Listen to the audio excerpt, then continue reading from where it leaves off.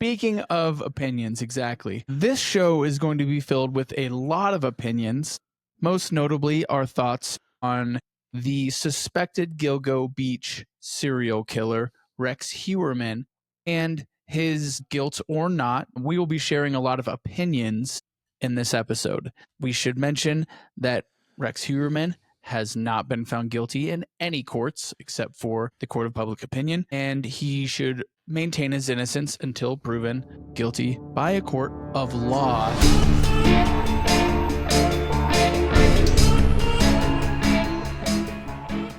Why does that make me seem autistic? Because I know that song.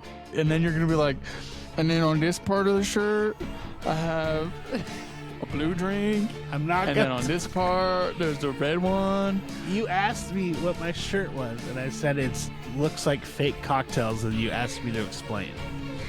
And then you called and then me. you were like, I don't know, this one's like a red cocktail, and then this one's a yellow one, and this one's a blue one. I was like, oh, like because the screen looked a little bad, so I really couldn't tell quite what they were. I'm not autistic. I didn't say that. I said And artistic. you said autistic, not art. Yeah, don't lie to me.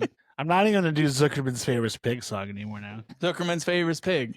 Zuckerman's famous pig. No, Sing, it's too Jamie, late. sing, Jamie No. Zuckerman's famous pig. Please? You don't even know what I'm talking about. Yeah, dude. Fine swine, look at him dying. Why don't you sing it? Do you know? That's lyrics? all I know. Zuckerman's famous pig. And then it's something I can't else. remember now. Really? Do you want me to look it up? I'll sing it. No, you know it off the top of your head. Just go. No, I forgot. I drank too much now. Fine swan, look at him dying. Zuckerman's famous pig. He's a suey, what do you see? The greatest hog in history. Fine swine, wish it was 9. So what if he's not so big? It's one terrific, terrible, humble thing of a jig of a pig. Zuckerman's famous pig. Yeah, dude. Awesome, dude. Love it. That's Wilbur. what a great movie. Yep. Talk about a horror movie though. Charlotte's Web? No, I didn't really get scared by it, but I could see being scary. You don't like spiders No. or pigs. I pignophobia. Or what's the rat's name? Oh God, what is it? It's not Milton? maybe. See, I get the Disney rats mixed up because it's not Ratigan. I know that for sure. Ratatouille? That was the Great Mouse Detective. Did you ever see that one? Dude, it's like Sherlock Holmes, but he's a mouse, and the villain is a big old fat rat. And yeah, there's a whole song. Ratigan, Ratigan. We just had, Well, maybe we just like had two trivia people- at Quiz the other Yeah, day. dude, Quizzo, And it- dude. And it was Disney. Oh, dude, did you do well or not? Yeah, I we can't got- tell. We got 100% on that part. Oh, okay. But the only one What's one of the questions you weren't the sure only on? one I got right that no one else got was what Disney movie was Billy Joel? Did he write a song in, and also was a voice in? And Stuart I knew it. Little. I knew it. And no one else did. What, you going to tell us? Or are you going to keep Yeah. that for Quizzo? No, it's Oliver and Company. Like the orphan kid? Have you never seen Oliver and Company? I don't think I have. It's like a story about like stray animals in New York City, Oh, I've definitely seen this. and like Oliver's like a little tabby kitten that gets lost. Oh yeah, Joey Lawrence, one of the Lawrence brothers, played Oliver, and then Billy Joel played the dog. Yeah.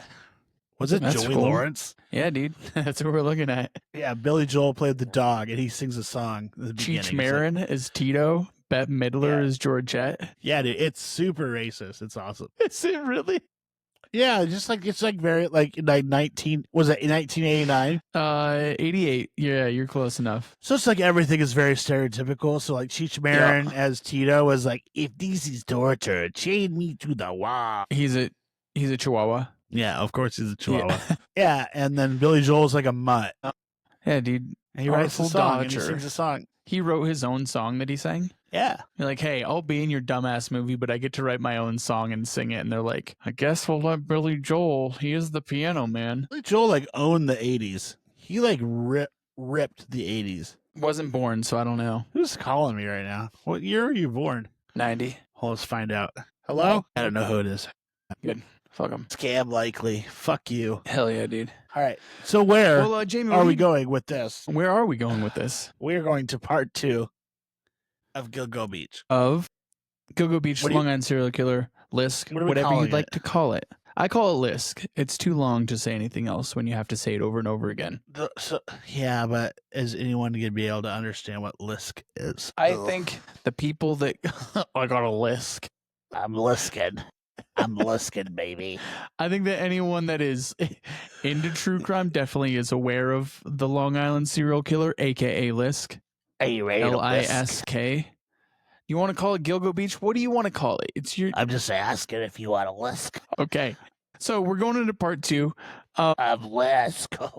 This part is going to be a little less heavy and a little more, dare I say, informational. Why? Just because there's like, I think the last episode we got pretty into discussing like the emotional weight of things. And this one is going to be a lot more detail oriented, a little less emotional based, but still quite as lengthy, still as good of a deep dive. So you get just to make fun long? of all the shitty people. Oh yeah, for sure. Just as long. If no not question. Longer? It's probably going to be longer. No. But you can make fun of a lot more people in this one. So okay. Yeah. Promise? Yeah, anytime people are shitty, you're allowed to call them shitty. Yep. Let's do this. Jamie, what are you drinking tonight? Well, I still have one left of the strawberry lemonade. Well, that's not going to last you too long. After that, oh no. No. I have switched to good old tried and true garage beers. Thank you, Kelsey Bros. Yeah, not just Bombers anymore. They came out with an 18-pack. Wait, did you have Bombers last time? Yeah, every other time they're like the 24. No, they're the 24. Yeah. You have big hands. I don't know. Like it doesn't seem like you were holding up. I mean, I guess I'll just introduce it for you because I already know. Like you have the 1.75 liter of fucking tequila that you're drinking on this episode. I only know that because it's the size of the screen, dude. I'm just saying, like, I've never noticed that I thought you were just drinking 12ers. I also feel like that's not garage beer worthy. Like it has to be a 12-ounce beer for it to be garage beer. Well, that was the only way I could get it. So the only reason I say that is because I had a friend growing up and his dad had what he actually called garage beers, which were he'd go downstairs to grab a beer for himself and drink a beer while he was grabbing a beer for himself. And if you're drinking a 24-ounce beer while you're doing that, that's not a garage beer. That's just a regular beer. You need to have it be 12 ounces or so because you need to be able to crush one while you're getting one and your family won't notice. See, I respect that so much. Yeah, dude, it was a legendary move. I heard about it years later. He's like, yeah, every time my dad would just go to grab a beer, he'd just also chug a beer while he was down there getting a beer. And he was able to do it fast enough that no one really ever caught on. That's a Hall of Fame move. It is. Big ups. You know who you are. You don't listen to the show, though, so it doesn't really matter. Because you're old as shit, probably now. He's not that old, but old enough. 70? 70? He's not quite that old. I don't think so. He's probably mid-60s at this point. Is it just your dad that's the oldest? It's not my dad. No, your dad didn't do that. I'm not projecting things. No, he's too busy talking to people to go grab beers for that long. Social guy, that Pete. Social Pete. Yep. Do you think he named you after him? Since his name is Pete and your name is Pete? I would hazard a guess that's why. So why are you... You are just the greatest detective, aren't you? Do you think your dad, whose name is Pete, also named you Pete after him? Have you ever thought about that fact that maybe you're also named after him? Oh, speaking of which, who never cheers this episode? You want to get going on that? Oh, yeah, let's do it. All right, sweet. So we know what you're drinking. Dude. I guess that maybe my dad named me James after him as well, if that's the case. Man, we should have changed the episode to like our podcast to sons of another name or sons of the same. I don't know, something like that. Yeah, you're doing great, bud. Yeah, thank you. I appreciate that. I forget that your dad was also James. That's fun. Why? Because now you were named after another James, though, right? I was named after my dad. I thought you were gonna make something funny. Oh, sorry. I don't speak ill. I don't speak ill of the dead. I don't speak ill of the dead. I'm sorry. Cheers. I already took mine, but here. What do you mean? You already took yours without cheersing me. But cheers, I went like this. You can hit the replay, dude. You'll be able to see. Carry on with your story. You're obviously stressed out about times. I'm also drinking beer. Same thing. What are you drinking? Same thing. Nothing's changed. PBR. Classic. Nothing better. There is better, but not by much. Not unrefrigerated. There's not. Still unrefrigerated. Do you hide them from your girlfriend? Is that what it is? No, they just stay out here for as long as I've been high here, school, which is or obviously only we just started this episode, so I've only just pulled them out of the fridge, and it wasn't hours ago. No, so it was in the fridge. It at one point has been refrigerated today. I'm not cleaning empties. Yeah, exactly. You're not just getting that last little bit of lemonade. Go. I could tell All right. those are good because you don't usually drink those like that. No, let's go. Moving along. Sweet. All right. Let's get into this before I get way too drunk for this. The other thing, so yeah, what I'm drinking for my actual drink is going to be Restoration Rye from Castle and Key Distilling. This is going to be out of Kentucky. For all of those who are saying that I'm misogynistic because I think that Karen Reed, sorry, right here. No one's saying you're misogynistic. I've heard some backlash about my views on women because I think that Karen Reed was guilty. I would counter that by saying that Castle and Key Distillery is the only female lead distiller in the entire nation, and I choose to drink that to support them because they made a good choice. I don't really know what that has to do with a whole lot of things. I've just heard there's backlash, and I'm countering it. Your move next, internet. Do you think it's because you're sexist is why you think Karen Reed didn't do it? No, but I've heard that that's why people think I think she's guilty. I don't think so. I think they're just, all I said I think was they there's just a think lot. I'm stupid. There's a lot of women out there that think you're wrong and they're calling you an idiot. They are definitely calling me dumb. Yeah, it's okay. Well, specifically other names more mean than dumb, but Like moron, we'll leave it. idiot, piece of shit. Wrong Dumb, as dumb, can bum, be. bum. What a waste of life. Those kinds of things. And I'm just here to say that, hey, that's just your opinion. Just like the fact that I think Karen Reed was probably guilty is also my opinion. Yeah, dude. It has nothing to do with the fact that I think like that she's a woman about why I think she did it. It's completely separate things. Don't let them get to you, dude. Well, I'm just stating for, as we negotiate the waters of the internet, we have to have some fight back. You're not, and this is my attempt. Did they hurt your feelings? Yeah, they hurt my feelings a lot. I haven't seen actually any of the comments, but you told me about them. Yeah, it's funny. So maybe the whole thing's made up. So no, it's not made up. They definitely. Oh no, hate it's you. not at all made up. They super hate me. They super hate you. All right, let's go on. Let's just go in some opinions that more people could hate us. Speaking of opinions, exactly. This show is going to be filled with a lot of opinions, most notably our thoughts on the suspected Gilgo Beach serial killer, Rex Heuerman, and his guilt or not. We will be sharing a lot of opinions in this episode. We should mention that Rex Heuerman has not been found guilty in any courts except for the court of public opinion, and he should maintain his innocence until proven guilty by a court of law, not public opinion. Do we need to mention more than that? I think that's a good. Yeah, we're just dumb guys drinking and talking about true crime. So anything that we think is probably should be taken with a grain of salt, if not a rim of salt. You know what I'm talking about? Training wheels. Yep, I like it. Okay. So with that, I think you ready to just deep dive in? I am ready. Are you ready? We ready. Come on. We ready. Yeah. We ready. Oh, go. Who sang that song? I don't know. I just remember it from Broncos games. Cheers. Cheers. It's July 23, Midtown Manhattan. This city never slows down. Even on a Thursday morning, Fifth Avenue buzzed with commuters and cab horns, with the usual mix of tourists, suits, and locals weaving past one another like clockwork. But just off the sidewalk, standing beneath the awning of a drab office building, was a group of men who weren't part of the city's rhythm. They weren't tourists, they weren't commuters, they were investigators, and they were there to waste time. At 8:05, a man stepped out of the building's glass door. He looked exactly how he wanted to look, unremarkable. He had a wrinkled dress shirt and a tired face. He had glasses that were slightly crooked on his nose. He had the look of someone who just finished another long night at the office. Someone you wouldn't look at twice, but someone they had looked at for a very long time. That man was Rex Heuerman. He didn't fight, he didn't speak, and when officers moved in, he simply lowered his briefcase to the pavement and allowed himself to be handcuffed. And just like that, after over a decade of silence, the case that had haunted Long Island for nearly 13 years had erupted back into the spotlight. The Long Island serial killer, the Gilgo Beach killer, Lisk. Whatever name you knew it by, the effect was the same. Shock. Because the headlines stopped. Because the headlines spread and the nation tried to catch up. One question rang louder than the rest. How the hell did this take so long? In this moment, everything was both new and old again. New York anchors rushed to pronounce names correctly. Former investigators who'd long retired were suddenly back in the spotlight. Reporters from around the country descended on Massapequa Park. It was breaking news on every station.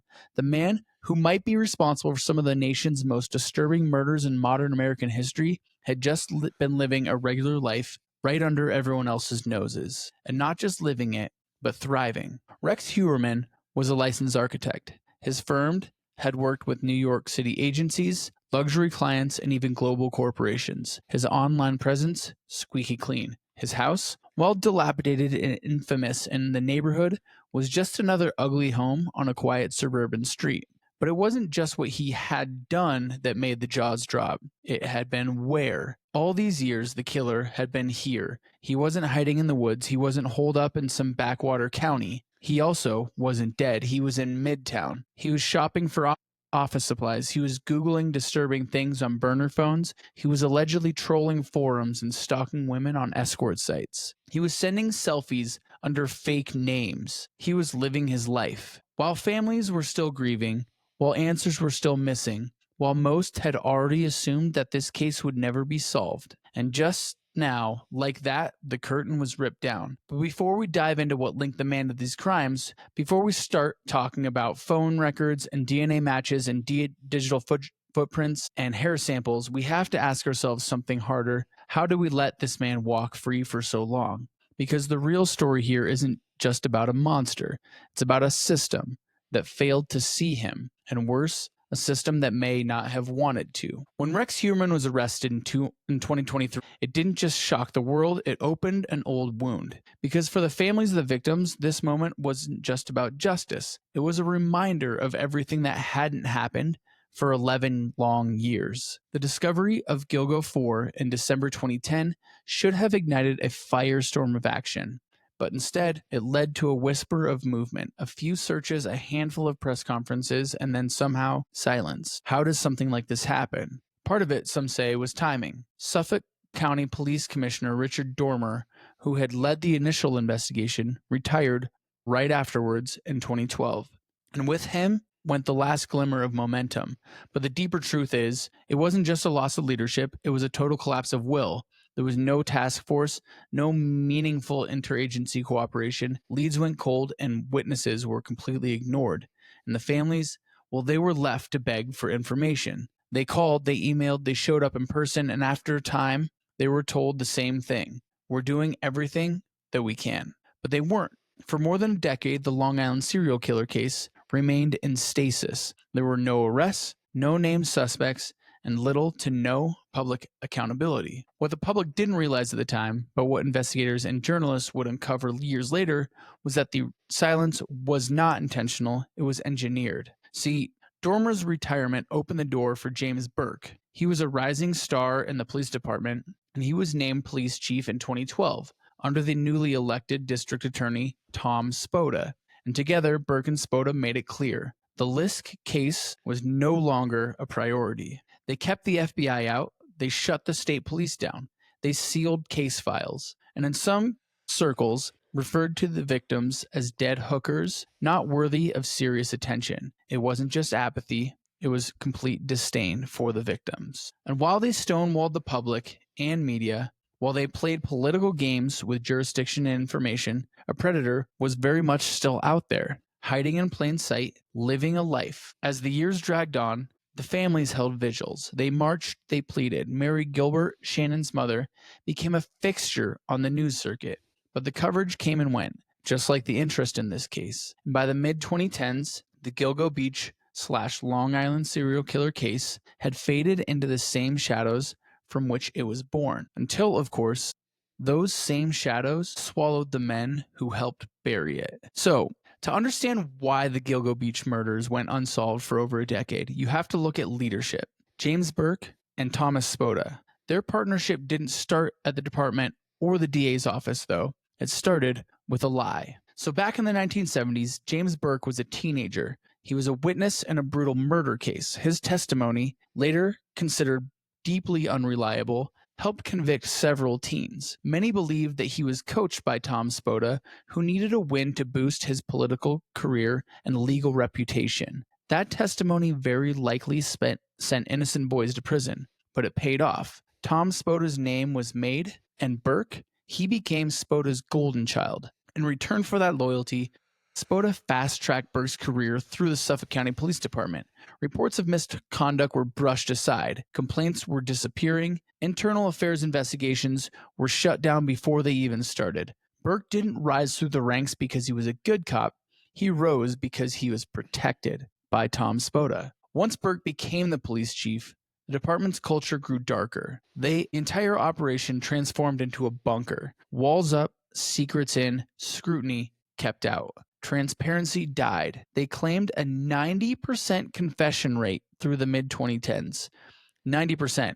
That's not a badge of honor. That's a red flag, right? What kind of manipulation, what kind of pressure, or outright abuse was happening behind closed doors to extract a 90% confession rate? Speaking off the cuff here, like, I think the next closest was over in China at the time in the mid-90s, which was under like a pretty strict regime. And they had like a 40 to 70, like 40 to 50% confession rate. And all of a sudden there's this weird little district out in Long Island that is boasting 90% confession rate. So they were just, in my opinion, most likely beating people until they decided to say that they were like confessing to something or lying about it. Well, yeah, for sure. So like I don't know if like you could get away with like you mean like the cops were lying, like, hey, they confessed to this. No, just like they were lying about what their numbers actually were. Yeah, that The could be the confession rate. case. They're, yeah, we're at 90. Yeah, that's also, it's probably somewhere in the middle if we're being honest. It's probably not quite that high, but it's an impressive rate nonetheless. And you kind of have to consider like what the implications of that are. Like, how are like 90% of the people that you're arresting confessing to the crimes that they're doing? Like, that doesn't happen no matter where you are. No, it definitely sounds made up. You're just beating the fuck out of people, in my opinion, to Or get even or, close like I to said, where they could make those records. Yeah. or lying about like the approval rating. Yeah. Yeah, but these cases are like, you know, being cleared, right? Like they're clearing cases by people admitting to guilt. Yeah. At this time. It just like when I saw that number, I was like, what the fuck is happening? Like beating the shit out of people is what you think. And they're just beating people and they're like, hey, we're never gonna let you go until, and like we'll get more into like this whole later development with James Burke, but the 90% thing, I saw it and I was like, how the fuck does that even happen? Like even in like extreme dictatorships, you still have people that are whatever you want to call them, like patriots or people that are like sworn to a cause that'll never admit, and that's not even getting close to 90%.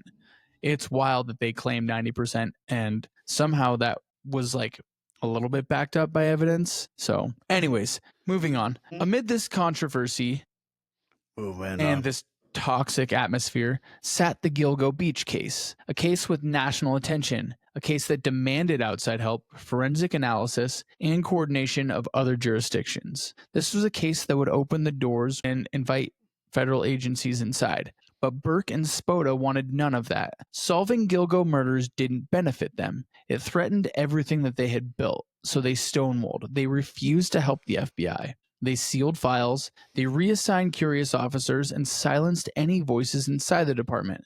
The message was clear.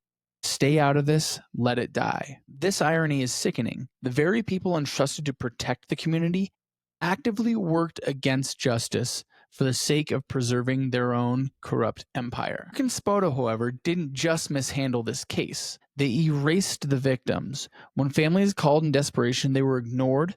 When reporters asked tough questions, they were brushed off. Privately, Burke and Spota allegedly referred to the victim as just a bunch of dead prostitutes and also called the crimes against these women misdemeanor murders. To them, these weren't daughters or sisters. They weren't women who had lives that had been stolen.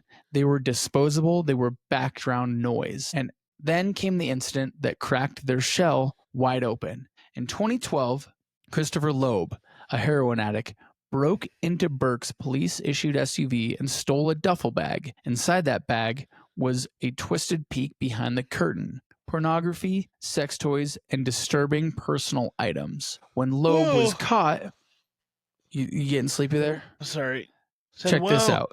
So, I'm when Burke check it was out. caught, he personally beat him in the holding cell of Suffolk County Sheriff's Department. He didn't send in any officers. He also didn't obviously follow procedure. He took it upon himself to physically assault a suspect in custody. And then he lied, and his DA, Tom Spoda, covered the whole thing up. Think about that. The police chief and the district attorney worked together, not to protect victims, not to seek justice, but to protect themselves from the fallout of a duffel bag filled with secrets.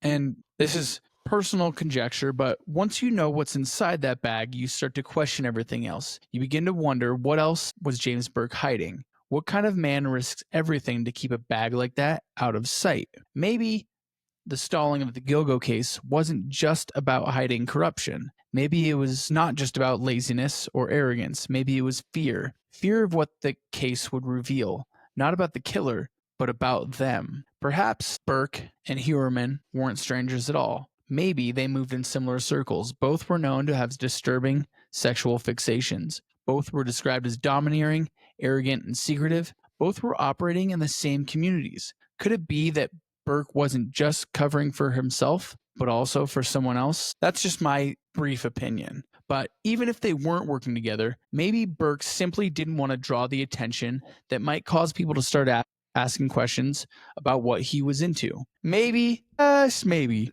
solving the Gilgo case would have exposed more than he was willing to risk. Eventually, these walls cracked. Burke was sentenced to federal prison for civil rights violations, obviously, as well as obstruction of justice. Tom Spoda followed, convicted of witness tampering and conspiracy. In their wake, the Gilgo case sat cold, not because no one could solve it, but because no one in power wanted to. There wasn't just negligence, it was sabotage, but the rot didn't last forever. We will turn the page because the empire fell to new leadership that stepped in. And for the first time in over a decade, justice had a chance to breathe. So when James Burke and Thomas Spoda finally fell, they didn't leave behind a fractured police department.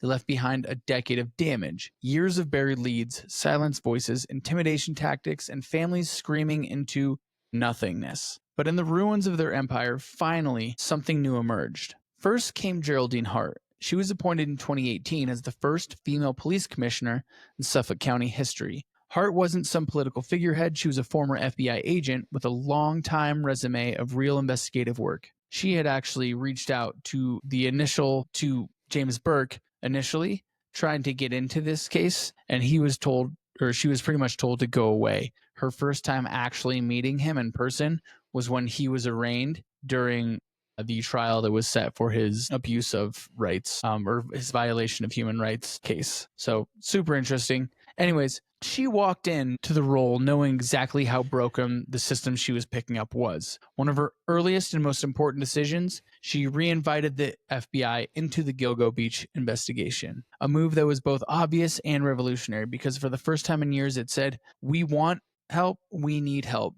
And it also spoke to the families, "We are listening now." Then in 2021, Rodney Harrison came about. He served as Suffolk County's chief of police after Geraldine Hart.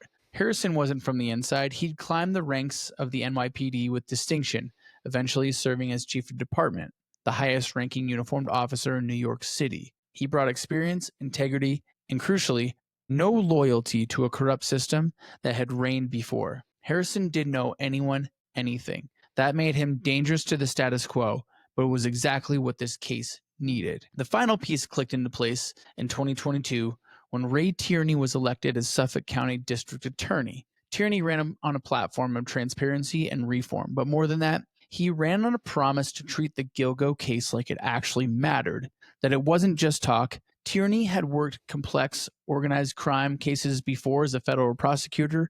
He had the skill set and the will to keep things moving. And it was with this combination of Rodney Harrison and Ray Tierney that the Gilgo Beach Homicide Investigation Task Force was formed. And it was a focus group of handpicked investigators from the Suffolk County Police Department, New York State Police, the District Attorney's Office, and the FBI. These weren't leftovers or loyalists, but seasoned professionals who came to work looking for answers. They started from complete scratch. They threw out every assumption so far in the case. They dug into the digital footprint, every scrap of DNA, every cell phone ping and burner phone recorded. They worked nights. They built timelines. They connected the dots that had been sitting in plain sight but were ignored for years. There were no press conferences and no chest pounding, just quiet, relentless progress. The case that had gone stone cold, frozen by corruption, was burning hot again, and this time it wasn't going to go away. Justice was no longer an echo from grieving families. It was a moving train gaining speed, and out of somewhere, someone had to feel it coming. So it's really hard to say this task force name, so I'm just going to call it the task force after this next time. How you feeling? Good. How you feeling? That was a long stretch. Yep.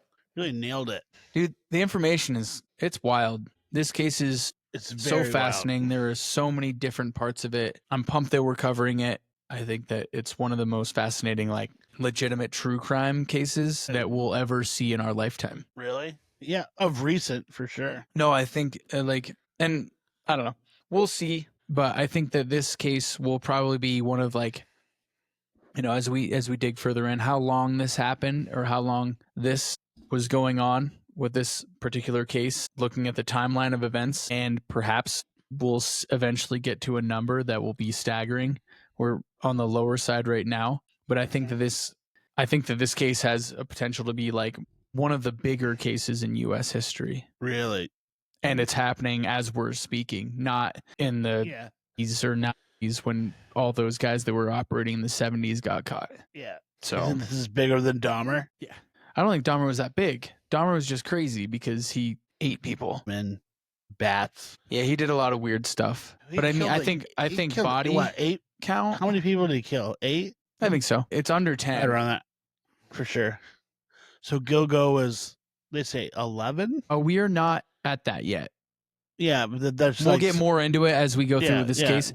But second what one Heuerman 4 is is charged what with we're- right now, is 4. we are up to 7. I think we're up to 8, actually, as of us recording this right now. So, anyways, when the Gilgo Beach Homicide Investigation Task Force launched in early 2022, they didn't roll out with fanfare or flashy announcements, but instead they started with something quiet, methodical, and devastatingly effective. They began with a scanner. Every physical file, every scrap of paper, every phone record, every detective's note, audio recording, or corner of the margin scribble was digitized. They turned this massive collection of information into a searchable database. And for the first time in this case's long and frustrating history, investigators could trace connections. They could cross-reference inconsistencies, and they could illuminate patterns that had been obscured by years of bureaucratic mess and institutional apathy.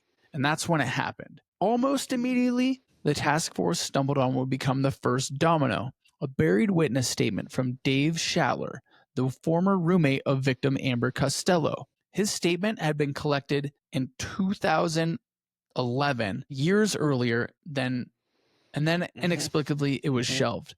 But this time it wasn't going to be ignored. Dave had described the man who had picked up Amber the night she disappeared in eerie detail. He was tall, hulking, used the word ogre-like, and he had a strange demeanor and big glasses. But most notably, he noticed the truck. It was a first-generation green Chevy Avalanche. It had the distinctive vehicle definitely stuck with him.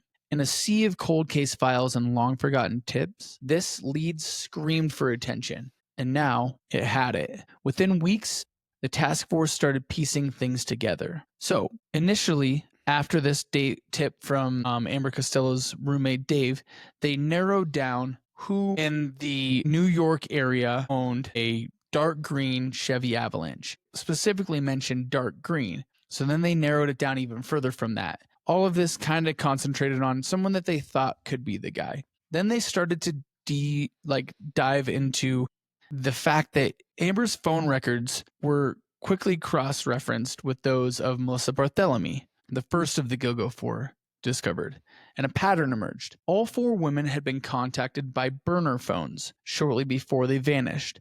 But these phones were randomly used. They followed a predictable rhythm. Calls originated from Midtown Manhattan during the day and from Massapequa Park in the evening, painting a portrait of someone who worked in the city but lived on Long Island. One of the burner phones stood out in particular.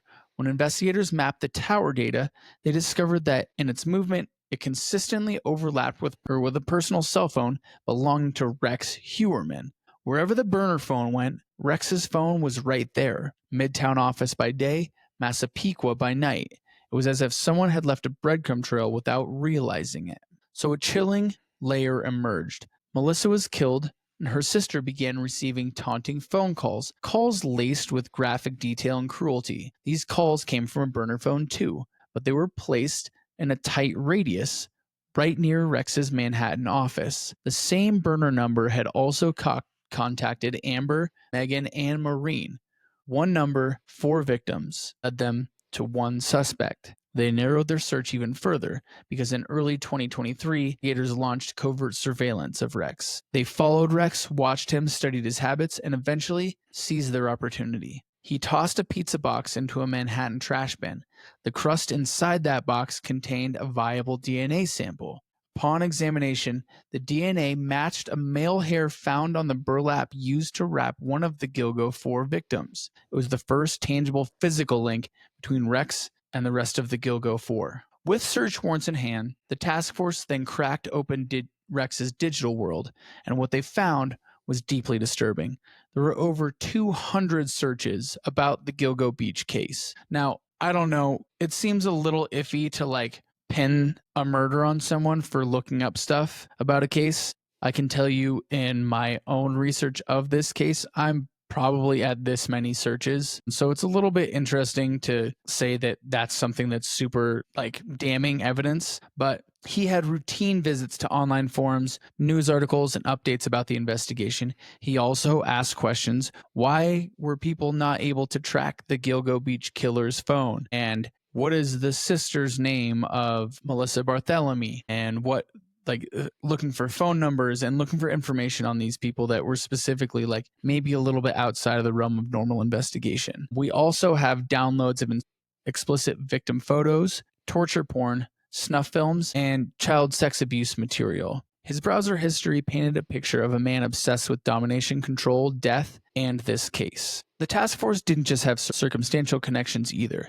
They had multiple overlapping data points. They had the vehicle description and a credible witness who could identify Rex. They had the cell tower triangulations linking him to victim communication between the burner phones and his own personal phone.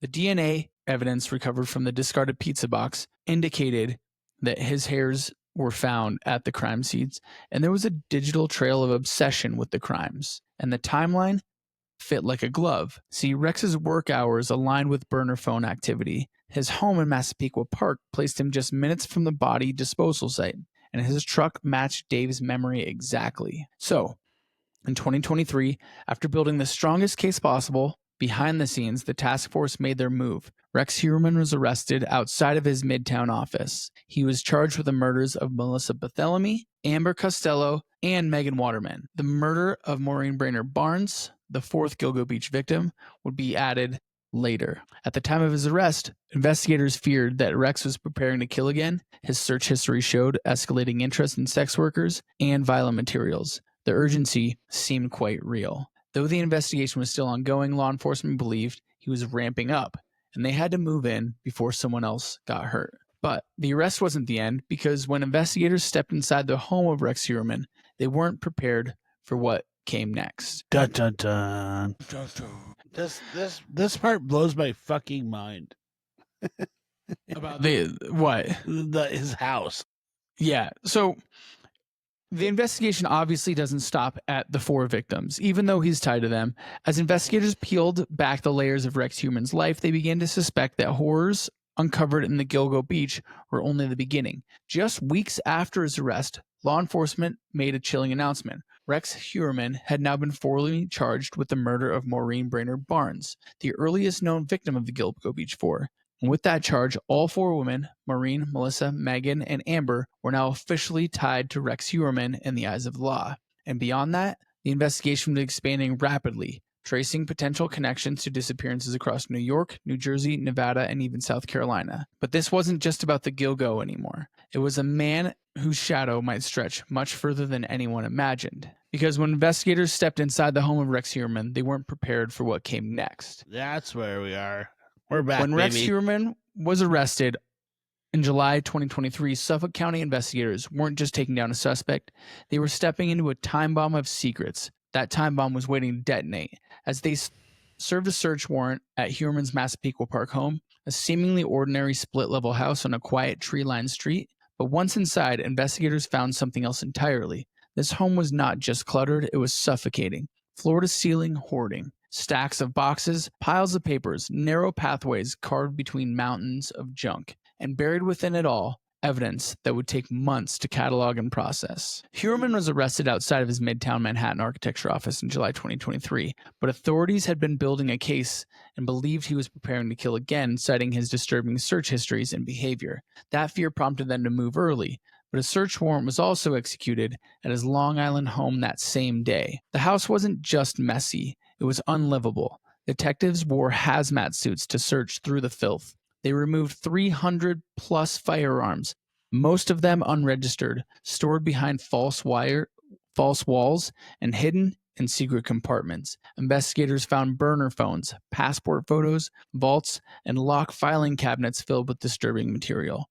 It felt less like a home and more like a serial killer bunker, a place that was built for secrecy, obsession, and control. The entire scene painted the picture of a man who had meticulously organized a double life, keeping his secrets stacked, filed, and locked away, like his victims. Alongside the physical clutter, investigators uncovered hundreds of electronic devices, hard drives, thumb drives, SD cards. Some were even hidden inside cereal boxes, behind insulation, and within furniture in the home. The digital contents reportedly included graphic torture pornography, snuff film, and search histories, revealing a grotesque curiosity about different serial killers and the Gilgo Beach itself. Investigators had only scratched the surface, but already these contents spoke volumes. Neighbors described Rex as awkward but unremarkable. He barely spoke to others, walked with his head down, and he kept to himself. His family, his wife, Asa Ellerup, and 2 children claimed that they had no idea what Rex was doing behind closed doors. That's insane to me. Yeah. Sorry, he married with kids with a hoarder house, and they have no idea what happened. Yeah, I think that as we kind of discuss a little bit later, but I think that Rex probably ruled with a bit of fear in his own home. Yeah, his wife is definitely an immigrant from Iceland. I don't know whether I didn't get to see whether or not, if you know, chime in, but I don't know if that was a green card situation. But either way, she was adopted, and from what I can understand, Rex kind of rescued her from a tough situation that she was in when she had actually gotten to the United States. She came with her own son, who was a little bit older than the daughter. He did not report anything, but I think I saw an interview where did you get to watch the Peacock documentary with them? No, I got I think I'm episode 2. Okay. Did you watch any of it? I didn't get to see any of it. I just saw an interview with the guy that did the pretty much production and direction on it. And, it is one of those things it's really, you can blame the family as much as you want. And certainly they're not without blame. These things don't happen in a vacuum where all of a sudden, sometimes people are able to hide it that well, but not usually, right? It seems that there's a bit of 2 parts of things where there's a domineering relationship between a perpetrator and the rest of his family to where no one's going to question whatever this guy says because they're not trying to stir up trouble. And 2, their life when he's not upset seems that much better that they'd rather just go on in blissful ignorance. And we can kind of tell by the things that were recovered from this, search of the house itself, that he did at least a somewhat intentional job of obscuring his activities, making sure that the family was out of town whenever any of these things actually occurred. Yeah, he can be weird as shit and be obsessed with the case. That doesn't mean that you're going to go to the cops because you think your dad's obsessed with the case, unless you are there for a situation where he's actually murdering someone, which to me seems that was never the case. It always seemed that the family was out of town during these events. So yeah, just it blew my mind to think that married 2 kids, he's also a murderer, because that's not a thing that happens. Not Like often. most of these serial killers are like dudes that live alone. Yep, for sure. And I think that like we'll dig more into this when we discuss a little bit later some of the digital evidence that was found in the house about how he was able to do this so well and make it seem that he was living a normal life while not obviously living a normal life. But yeah, I don't know. I agree with you. It's really it's hard to understand as an outsider how you don't know that your father or husband is murdering dozens That's of fucking people. so insane. Yeah. All right. So, anyways, back to it. They claim they didn't know what Rex was doing behind closed doors. Investigators also reported that parts of the house, including the basement where the evidence was centered, were off limits to the rest of the family. The big question lingered was this compartmentalization or willful blindness on the part of his family. That is very much still to this day up to date or like up to debate. His wife has filed for divorce almost immediately after he was arrested, but has also since gone to his court dates and gone to his pretrial hearings and stuff like that. So it's a little bit confusing. They've also, I think that has maybe tapered off a little bit since this Peacock documentary specifically, where it's just about the family. Issa, I don't believe worked. So Rex was the sole breadwinner for the entire family. That puts the family in a really difficult spot as far as what they're going to do after this, specifically financially. You know, their home is being invaded by police, reporters, all of this. It seems very strange that the family decided to go back, but they might just not have had the capital to go somewhere else, the money to do something else. I really don't know. No, I think she just made a shit ton of money from Peacock. Well, they made a $1 million deal with Peacock, which is surprisingly low considering how much that thing is worth. Yeah, But that's kind of what leads me like, more to think is like they took whatever Peacock offered them. because she doesn't work. Yeah, well, they don't have anything though. Like that's, you know, my guess is that they were at the whim of him and he made them feel that way. It's like, hey, I'm the breadwinner here and you do what I say kind of thing. So yeah, $1 million would probably that'll do. get you through for At least a little bit. years if you're So you can find a fucking job. Yeah.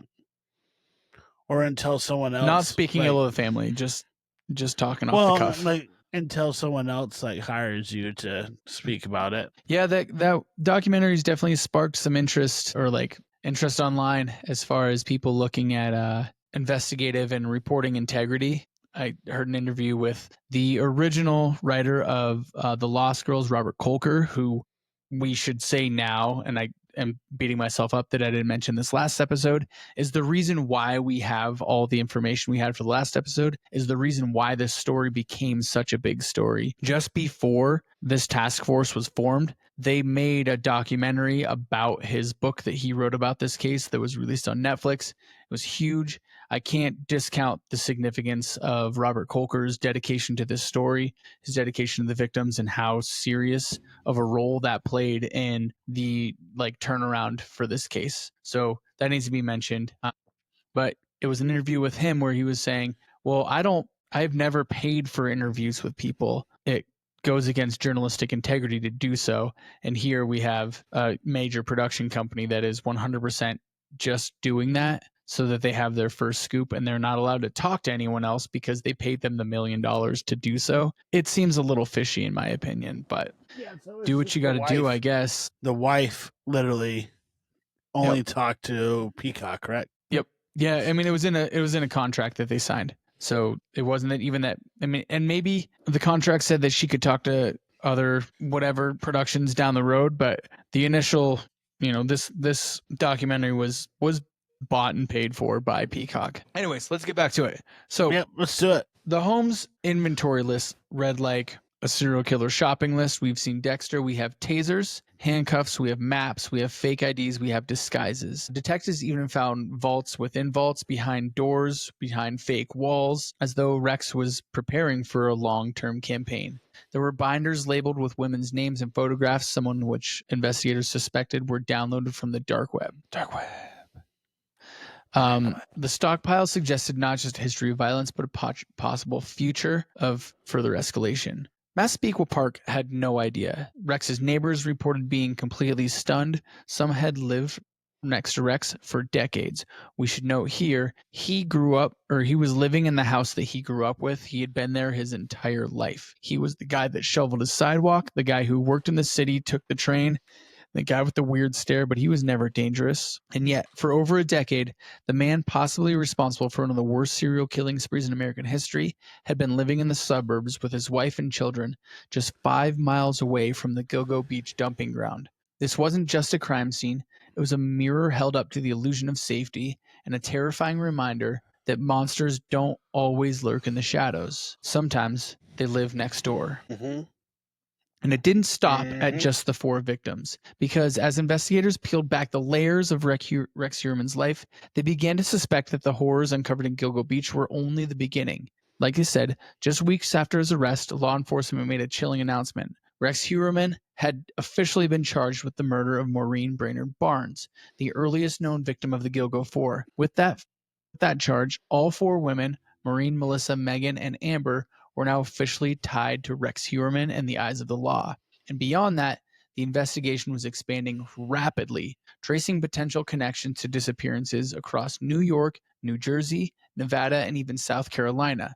This wasn't just about Gilgo anymore. It was about a man whose shadow might stretch further than anyone had imagined. So, when they have the final 4 charges, the authorities begin to re-examine the cold cases outside of Long Island. He has ties to Las Vegas, where he owned property, and South Carolina, where he frequented oftenly. His brother also lives down there. In both places, investigators have reported possible links to other missing persons or other unsolved homicides that bore similarities to the Gilgo victims. But the scope of the case was no longer just a local nightmare. It became a national inquiry. As the search continued, questions resurfaced about the other victims found in and around Gilgo Beach, those not included in the original 4. Victims like Valerie Mack, Jessica Taylor, and Baby Doe were still awaiting justice. Could Rex be tied to them too? Did his depravity go back further than 2007? Investigators weren't saying much, but the evidence was piling up, and the list of potential victims was growing. This wasn't just about 4 women on a stretch of beach anymore. This was about unraveling the full, horrifying legacy of a man who may have haunted the East Coast for decades. 1 burner phone, 1 flight itinerary, 1 unsolved case at a time. Even as the investigation into the Gilgo Beach 4 reached a fever pitch, the weight of the case still loomed heavy with questions because there were more bodies and more names, more unidentified remains found. And now the leadership and national pressure, law enforcement finally began to confront what they had long neglected. They returned to the case files. They dusted off old maps. They began to track partial remains found years apart and buried in different counties of New York. And slowly, a picture emerged. This killer, whoever he was, didn't just strike once. He didn't just dump bodies in one place. He left pieces of women across Long Island. We have Valerie Mack, who in 2000 was discovered in Manorville Woods. Her torso was discovered in Manorville Woods, deep in Suffolk County. Years later, in 2011, her remains were found on Gilgo Beach and were later matched to her through DNA. She remained unidentified until 2020, when advances in forensic genealogy identified her as Valerie Mack, a young mother from Philadelphia. She had gone missing in 2000, and she was last seen in New Jersey, where she had been working as an escort. She had been dismembered, and her remains had been scattered between Manorville and Gilgo Beach. We also know that we have Jessica Taylor. Jessica Taylor's story mirrored Valerie's in eerie ways. Her torso was also discovered in Manorville in 2003. Years later, her head and hands were found in 2011 at the Gilgo Beach location. Jessica had lived in New York and worked in sex work, supporting herself in the city. Her family had lost contact with her shortly before the disappearance. Though she had been identified earlier than Valerie, her case went largely overlooked for years. Then we have Baby Doe, Peaches, and the other Jane Does. Among the more haunting discoveries were the remains of a toddler, a young black girl no older than 2, known as Baby Doe. Found in a separate location of Gilgo Beach, she was later linked through DNA to an unidentified woman known as Peaches, named for a peach tattoo found on her torso, discovered in Hempstead Park in 1997. Their relationship, mother and daughter. Their killer at the time was unknown and has still not totally been connected. We still have Jane Doe number 3 and Jane Doe number 7, who were also discovered in the wider Gilgo Beach area. Their identities and stories are still a mystery. So while Rex Heuerman sat in a jail cell and his case gathered headlines, there were still victims whose names had been forgotten, whose families never got an answer. The question isn't, is Rex guilty? It is now, how many more victims are waiting to be found? For more than 2 decades, she was known only as Jane Doe number 6. However, her dismembered torso was discovered in Manorville in 2000, but it would take over 20 years before her name was fully known, Karen Vergata. In 2000, her torso was found wrapped in plastic near the Halsey Manor Road in Manorville. At the time, there were no immediate leads or missing person reports that matched the remains. 11 years later, in April 2011, other parts of her body, including a skull and several limbs, were discovered at Toby Beach. All right. I'm so sorry. I know I'm like rambling. No, it's not your fault. I drank a lot during the day, and you know that. I'm going to redo that one because you did get loud there. I'm working. Anytime you want to jump in here, just like, well, that's fucking crazy, whatever. All right. I'm not trying to tell you what to do. All right, so 11 years later, in April 2011, other parts of her body, including a skull and several limbs, were discovered at Toby Beach, several miles west of Gilgo. Law enforcement suspected Holy shit, that's crazy. You did so good. Law enforcement suspected a connection between the two scenes, but without a name, she remained Jane Doe for 6 years. Okay. Jesus. In 2022, though, as part of DNA efforts and review efforts made by the Gilgo Beach Task Force, forensic scientists were able to supply DNA analysis and genealogical research to the unidentified remains. The results led them to Karen Vergata, who we mentioned earlier, as well as Valerie. I missed it. Valerie. Okay. Valerie. In 2022, as part of the renewed efforts by the Gilgo Beach Task Force, forensic scientists applied advanced DNA analysis and genealogical research to the unidentified remains. Results led them to the name Karen Vergata, a woman who had last been seen alive in February of 1996. Vergata had been living in the New York City area and was believed to be involved in sex work at the time of her disappearance. However, her family had never reported her missing. She had been estranged from relatives for years. Karen had been missing for 4 years before her torso was found. The chilling gap not only deepened questions about her killer, but about how many more women may have vanished without anyone noticing in that time. Her name, once buried beneath a police label, was finally spoken out loud. It was a small moment of justice, a name that was returned to the nameless. The identification of Karen Vergata was more than just a forensic success. It was a sign that with renewed efforts, this story was not over. The past could still speak, and there were still people listening. By early 2024, most of the women found in the Gilgo Beach had finally been identified, but there were still those whose names had never been spoken aloud, those who remained simply Jane Does. Not known by their lives, their stories, or their families, but their case file numbers, or by chilling impersonal details of how the remains were discovered. 3 of these unidentified victims remain at the center of the mystery. Baby Doe, the skeletal remains of a toddler discovered in 2011 off Ocean Parkway. She was wrapped in a blanket and found just 250 feet from the remains of the woman believed to be her own mother. The very presence of the child, discarded like trash, rocked even the most seasoned investigators. She is believed to have died around 2000. Her name is Tatiana Marie Dykes. Her mother, known as Peaches, was known as Tanya Denise Jackson. Discovered along Ocean Parkway in 2011, the remains were identified of those of a young man, estimated between 17 and 25 years old. He was wearing women's clothing, which raised immediately questions. Was this person a crossdresser, a transgender woman?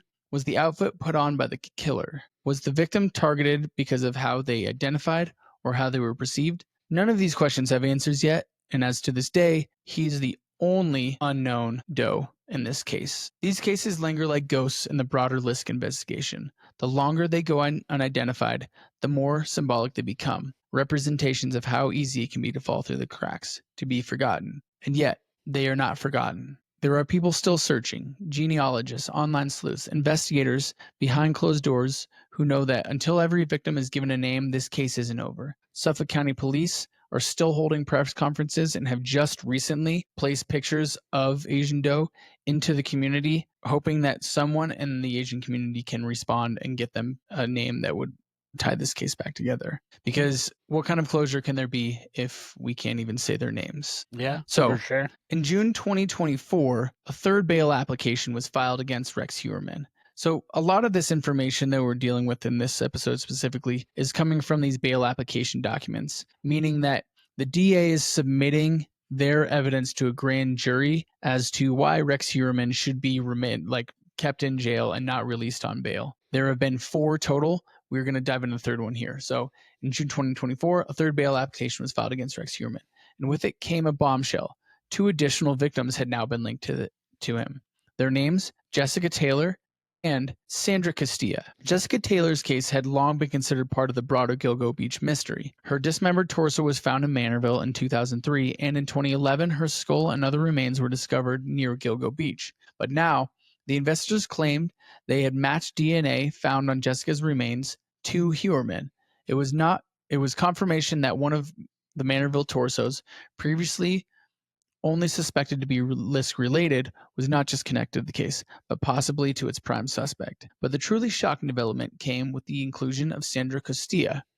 Castilla had never been publicly tied to the Gilgo case before. She was murdered in 1993, full decade before the first remains were even found on Gilgo Beach. Her body was discovered in North Sea, New York, and her case had gone cold for almost 30 years. Now, prosecutors say they've matched Heuerman's DNA to evidence found on her remains. The implications for this are massive. For one, it extends Heuerman's suspected timeline of activity all the way back to the early 90s, making him potentially active for over 30 years. But it also throws a wrench into another case, one that was supposedly solved, because Sandra Castillo's murder was once part of a different string of killings, one that led to a conviction of a man named John Bittroff. Now, Bittroff was arrested and convicted for the murders of 2 women in the 1990s and suspected in the deaths of others, including, at the time, Sandra Castilla. But now that Castilla has been linked to Heuerman, it begs a difficult question. Did these investigators get it wrong? And was Bittroff wrongly convicted? Or, more chillingly, were 2 separate serial killers operating on Long Island at the same time? It's a twist that reopens old wounds, yes, and forces a re-examination of previous cases. The whole thing is crazy to me. And while Heuerman has not been charged in all of the Gilgo-related deaths, the inclusion of Jessica Taylor and Sandra Castillo suggests that authorities may only be scratching the surface of what is going to be charged for him eventually. And if the prosecutors are right, if the evidence truly connects Heuerman to victims dating back to 1993 or earlier, then we're not just looking at the Long Island serial killer. We may be looking at one of the longest operating, most elusive murderers in American history. So, before investigators ever discovered what we're going to term now as HK 2002-04, they had already made a shocking breakthrough, one that offered a first glimpse in the chilling mind of Rex Heuerman. From his home in Massapequa Park, law enforcement recovered over 350 digital devices, an immense trove of data including thumb drives, external drives, hard drives, computers, and old cell phones. It was a collection so vast and intentionally archived that it suggested one thing clearly. Rex Heuerman was a man obsessed with control, secrecy, and documentation. But buried within that mountain of digital evidence was something unlike anything else, a file that offered a blueprint for murder. It wasn't graphic, it wasn't gory, but it was terrifying in its meticulousness. We are now going to refer to document HK 2002-0. What first appeared to be an innocuous spreadsheet turned out to be nothing less than a kill manual. Broken into detailed subheading and categories, this document was a masterclass in planning, execution, and concealment of murder. It wasn't simply a to-do list for violence, it was a checklist for methodical, refined murder over time. The document begins with logistical planning. Columns catalog names, aliases, physical descriptors, communication methods, and availability windows. Many of the women listed were sex workers, and each name came with tailored notes, likely the results of surveillance or reconnaissance. They weren't random encounters, they were targets. From there, the document spiraled deeper into horror, broken into ominous subcategories. We have problems, under which is listed tire marks, DNA, blood stains, MO, in parentheses, trash bags and cat litter, plastic bags that are matched to packaging. Another heading listed supplies.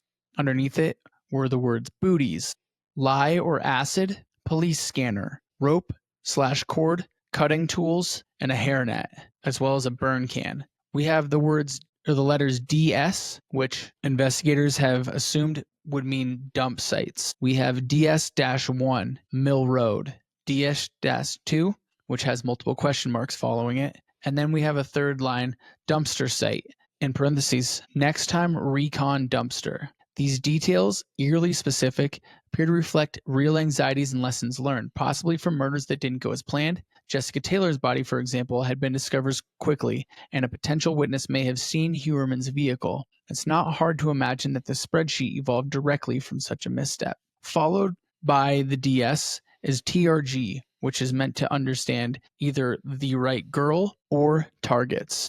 We have T-1, Megan, with a question mark next to it. Then we have T-UNK, in parentheses next to that, black. I'm going to go out on a limb here and say that that's target unknown, hoping that and with the intention of that person being black. And then underneath that, small is good. Some of these entries seem to indicate racial and physical targeting, perhaps even calculated adjustments to create inconsistencies in MO, which is how police usually tie these crimes together. Another segment discusses pre-prep. We have vehicle inspection, engage T-1, recon DS-1, recon video cameras, and recon pickup zones. Now, there was another serial killer in the, I believe, 80s, and the only reason why he was caught was because his vehicle inspection was expired or his registration was expired. So it would make sense that his pre-prep, he wants to make sure that his vehicle is registered and that everything looks fine as far as the vehicle is. So if he does get pulled over, he can be on his merry way. After that, we have the prep segment. We have setup stage, holding area, build table, crossbar, hard point, and in parentheses, ceiling attachment. Okay. These just like get more and more morbid as we go through. But this document is pretty damning as far as I can see. It pretty much tells us what his intentions are and how he plans out and executes his murders. So we have post-event, destroy file, change tires, burn gloves, dispose of photos, have story set. We are followed by another segment that discusses recon reports, surveillance notes on locations like Long Island East and Southern State Parkway, tracking video camera replacements. Also, avoid gas charges to maintain anonymity. We have a section on body prep, wash body internally and externally, remove trace evidence, fingerprints, hair, DNA, remove tattoos, torture marks, remove head and hands, package for transport. We have disposal, all tools and devices, T1's clothes and items, wipes, towels, and anything that made contact with T1. His own clothing, destroy books, computers, files, props. Things to remember. Sound travels, control airflow. Another one says get sleep before hunt. Another one says hit harder, face or neck. Another one says more sleep and noise control equals more playtime. And perhaps most haunting of all, the more you do, the more clues you give. Within these notes, Heuerman even references FBI profiler John Douglas in his book, The Cases That Haunt Us, as well as Mindhunter. Specific page numbers are mentioned, and they correspond to sections on sex substitution, mutilations, and distinctions between organized and disorganized killers. Investigators believe this wasn't just passive reading, it was tactical. If Heuerman is guilty, he may have used this knowledge to obscure his patterns, intentionally altering his methods to throw off investigators. At the end of this bail document, there's an introduction to witness 3, who's a former girlfriend of Rex Heuerman. She confirmed to authorities that she had been romantically involved with Rex at the time of Sandra Casillas' disappearance. However, she was out of town when Sandra went missing, continuing a pattern investigators had already begun to observe. Each time Rex's wife, Asa Ellerup, was out of town, someone vanished. That pattern was now impossible to ignore. Also, tied to the case of Sandra Castilla is a hair that ties back to this witness 3, even though she's been proven to not have anything to have done with the crime. So, what does HK 2002-04 really reveal? It reveals the blueprint of a man who didn't just kill, he planned to perfect it. Cheers, man. Where we at? 2002-04 proved that Rex had studied, he had evolved, and in a sense, he had optimized. And had it not been for 350 devices, a buried tip from Amber Costello's roommate, and this one spreadsheet labeled HK 2002, it may be possible that he would have stayed in the showers forever. On December 12th, 2024, a fourth bail document was released, and an explosive update officially added Valerie Mack to the list of victims tied to Rex Heuerman. With this, Heuerman now faced 7 murder charges, marking a massive expansion in both scope and timeline of the investigation. Valerie Mack had long been one of the more mysterious victims in the case, known for years as Manorville Jane Doe. Her torso was discovered on November 19, 2000, by hunters in a wooded area outside of Manorville, Long Island. She had been decapitated, and her hands and right leg were missing.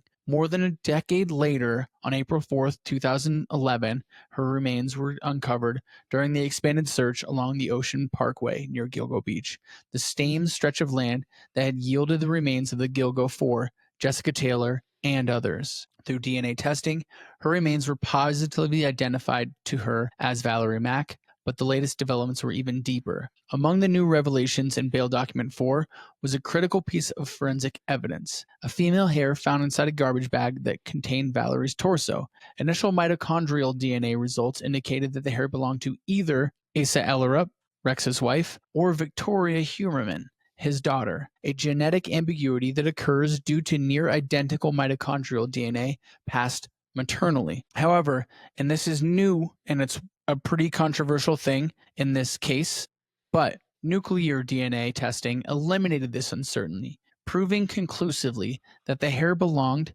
to Rex's daughter, Victoria Heuerman. And Valerie Mack wasn't the only focus of this document. In fact, Bail Document Number 4 clarified a major change in the case. The same mitochondrial DNA ambiguity showed up in several other victims. Hair evidence found on Jessica Taylor, Megan Waterman, Maureen Brainerd Barnes, Amber Costello, and now Valerie Mack all initially appeared to belong to either Asa or Victoria, but once again, nuclear DNA analysis definitively matched Victoria Heuerman's hair to each of these cases. Now, Victoria Heuerman has nothing to actually do with this case, but while the presence of her hair doesn't alone confirm a killer, the repeated presence of Victoria's hair on the remains of at least 5 victims strongly suggests that these women were in the Heuerman household, possibly in Rex's basement, where he may have subdued or murdered them while his family was out of town. Each new forensic discovery pulls back the veil on what authorities now believe was a long-running, coldly calculated campaign of murder. Valerie Mack, once only known as a placeholder, has had her name restored and her story joined the others in a case that has evolved from a mystery into one of the most sprawling serial murder investigations in modern American history. More forensic threads continue to be unraveled. It's clear that this story isn't over, not even close. Today, Rex Heuerman stands accused of 7 murders, each backed by a growing mountain of evidence. What began with the Gilgo Four has expanded into a case involving forensic hair analysis, digital footprints, and years of detailed planning. The 2004 planning document, in particular, revealed a killer obsessed with methodical execution, right down to body disposal, video surveillance avoidance, and altering his MO to mislead investigators. Each of the 7 murder charges is supported by DNA matches, cell tower pings, burner phone activity, and a timeline that syncs suspiciously with moments when Rex's wife was out of town. The inclusion of Sandra Castillo was particularly significant. It has not only extended the timeline of Heuerman's suspected crimes into the early 90s, but it also raises questions about previous convictions, including that of John Bittroff. The most recent bail documents make one thing clear. Rex Heuerman may have been hunting for decades, and it's possible that he was preparing to strike again. That looming threat was the reason law enforcement made their move when they did, even as evidence collection was still underway. Now, with a trial on the horizon and the possibility of even more charges in the future, the case against Rex Heuerman continues to evolve. And it's time we reflect on not just the crimes, but on the voices that refuse to let those stories fade. Mm-hmm. Jamie, I think it's time for a toast to the victims. Melissa Barthelemy, Megan Waterman, Maureen Brainerd Barnes, Amber Costello, Jessica Taylor, Valerie Mack, Sandra Castillo, and to those whose names we still don't know. To the families who screamed into the void and refused to be silenced. To those who fought for justice when the people in power wouldn't. Who sat through hearings, who called the press, who handed out flyers, who begged for investigators to listen. To the victims who were daughters, sisters, mothers, friends, who were failed again and again by a system who dismissed them as disposable. To Mary Gilbert, who channeled heartbreak into a movement. And finally, to Shannon Gilbert, without whom this case may never have been cracked, no matter what conclusions the authorities draw about her death. She lit the spark that brought decades of silence to an end. And to every woman in this society discarded, but who now stand at the center of reckoning, long overdue. We raise our glass to them. Cheers. Cheers. That's all I got for you. That's all I got, too. I didn't say anything. Obviously, that's what I got. Okay. Well, wow. Yeah. Holy shit. Yeah. Yeah, pretty crazy case. Yeah. I don't know. I think that this, like, weirdly has, in my mind, like, listening to other interviews and stuff like that with either detectives associated with the case or outside of the case, it doesn't seem like Rex is the kind of person who would have stopped. So I'm guessing that we're going to see more victims and more locations. Right now, pretty much everyone tied to Rex is located in that Long Island area. I expect to see, as this continues to unfold, Las Vegas, South Carolina, perhaps New Jersey as well, bodies being attributed to Rex through those places. He just seemed like he had one mission in life, and it was to kill innocent people. Fuck that guy. I don't know. What do you think? I guess we should also caveat this whole thing with he hasn't been proven guilty yet, but do you have any contradictory evidence you need to present? No, like everything that we know like points to him for sure. Until we like see like, or actually the trial comes and he like, I assume he's gonna say not guilty because that's like what you do. Yeah, he's continuously pled not guilty through this. Yeah, but like the proof is in the pudding. That's what they say. What pudding is that? Tapioca. Just I don't like that at all. No, so, how is this not him? You know what I mean? Like how is there? The evidence seems pretty overwhelming. I also know that his lawyer so far has asked for 5 separate trials. I'm not exactly sure. Maybe that's being your side too. What's up? Oh, they're getting close for sure. I got the do. But I think that he's asked for 5 separate trials, which I'm guessing that each of the Gilgo 4 will be getting their own trial, and maybe they're going to link in like the 2 90s cases together and try to not get a conviction on those. Yeah. Would be my only guess. The only real connection that I've seen outside, I guess we have witness 3 as well, who has claimed that she was dating Rex and was out of town when Sandra Castillo went missing. But the evidence there, I mean, it's such an old case that I think if the DNA evidence, because it's, from what I understand, being examined and may not be admissible, if that's not allowed, I think that he has a chance to get out of these older cases. But I don't think there's any chance in hell that he gets out of any of this. That's for the Gilgo 4. That's certainly going to be enough to put him in jail for life. You know, he's in New York. Sure. There's no death penalty there, so he'll go to jail for whatever. He'll be sentenced to hundreds of years. But life sentence is 25 years for 4 people, so that's 100 years for sure. Yeah, he ain't gonna make it that long. No one literally lives to be 145. Yeah. I had another question. Like, what do you think of the document? Like, it was one of the crazier parts I felt like in this case is that, I mean, there's so many crazy things. Even in this episode, it feels like forever ago that we talked about the police corruption and how like they may have, unintentionally like covered investigative steps. But the document itself is just like such a crazy thing. This is before Dexter and before people like thought about things as like approaching them from like a standpoint of. Was this before Dexter? Yeah. Well, I mean, when the document was, he wrote this, they're guessing the document was written in 2000. It was updated 2 or 3 times after that to like 2004. Yeah. I mean, we're looking at someone that's meticulously planning and aware of, I mean, he's obviously a student of specifically behavioral psychology and, that branch that would tie him. So that's why I think I've also heard people mention that maybe these crimes aren't connected because they're so different. But I think that this document kind of throws all of that to the wayside because we see that maybe he's intentionally obscuring MOs to throw investigators off his trail. Yeah.